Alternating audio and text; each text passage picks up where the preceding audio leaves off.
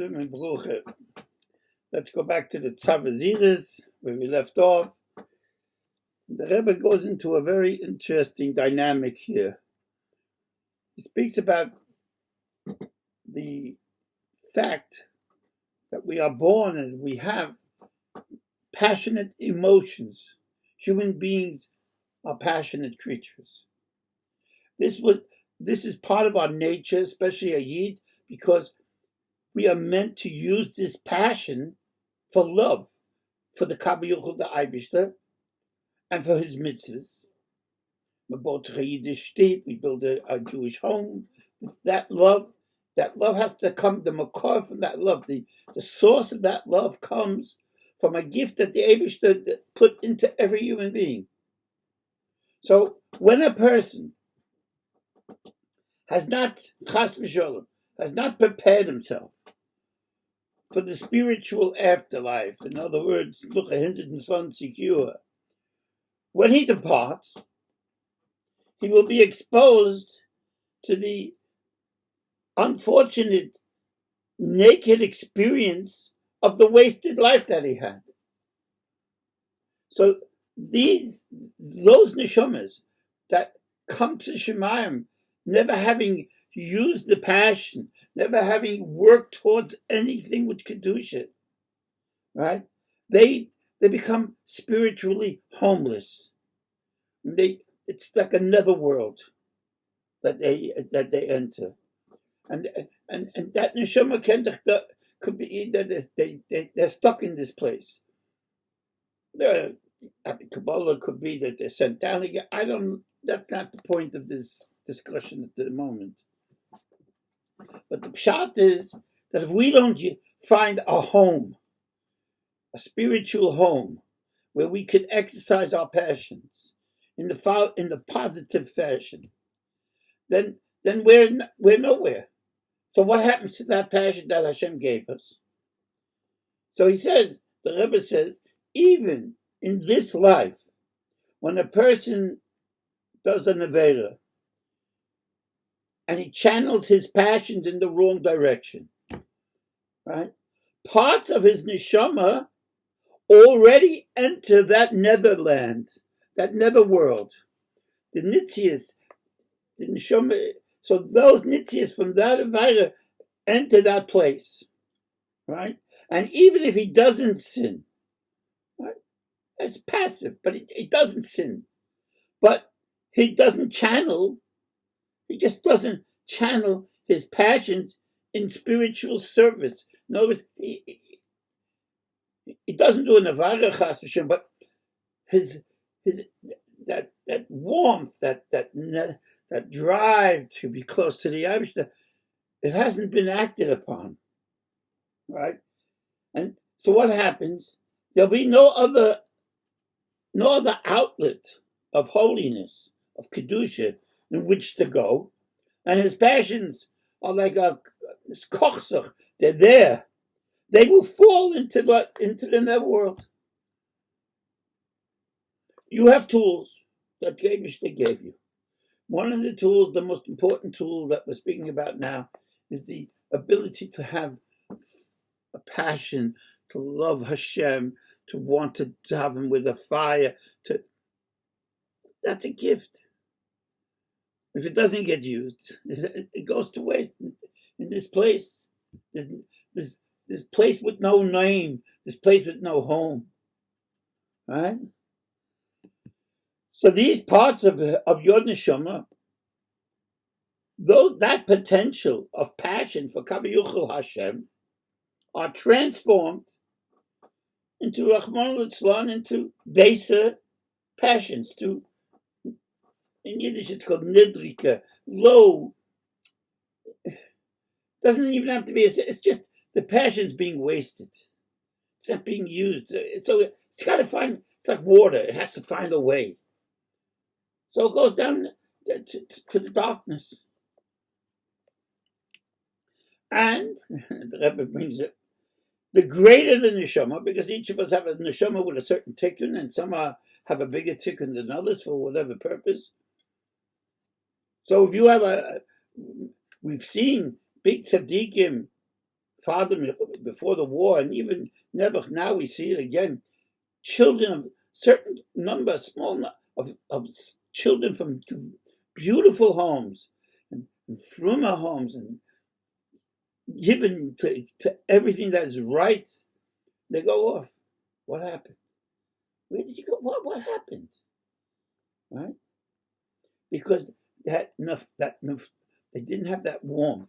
They didn't practice. They didn't get a vehicle for that warmth to channel those passions.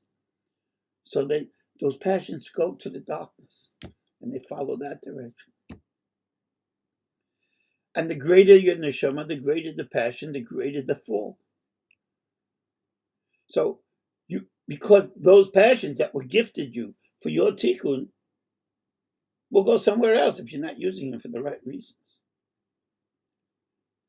So sitting back and refraining from chas v'shalom, from an avera, is tantamount to doing a mitzvah.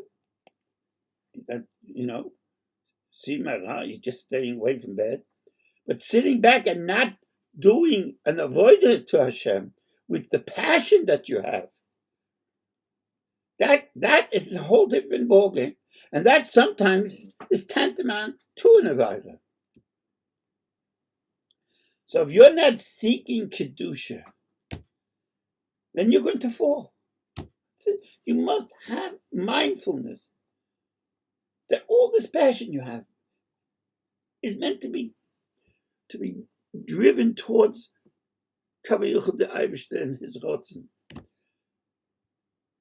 Where you give them so much gifts, sweet children, or a zivig, a partner in life, and all that love that's done, that's given to us, so that we should be able to utilize that to bring us closer, to bring up a new generation, to come closer. The home should be closer to Hashem. But if we don't use it for that purpose,